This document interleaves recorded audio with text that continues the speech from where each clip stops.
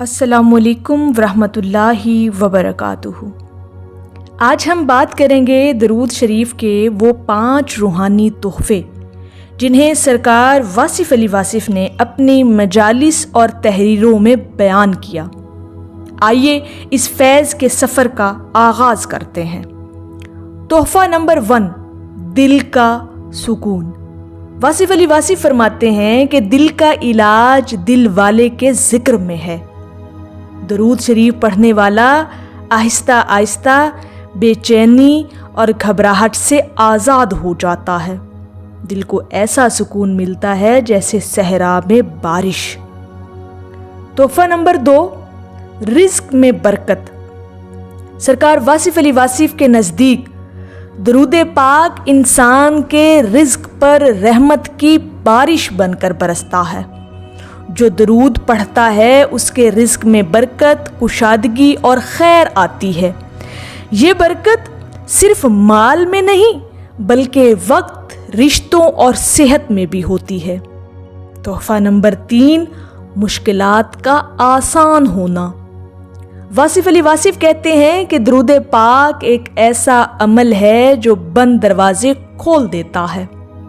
انسان چاہے کسی مشکل میں پھنسا ہو، درود پاک پڑھنے سے راستے خود بخود ہموار ہو جاتے ہیں۔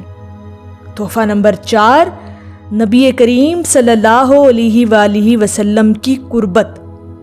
سرکار واصف علی واصف فرمایا کرتے تھے کہ درود شریف پڑھنے والا دراصل اپنے دل کا رشتہ نبی کریم صلی اللہ علیہ وآلہ وسلم کے ساتھ جوڑ لیتا ہے۔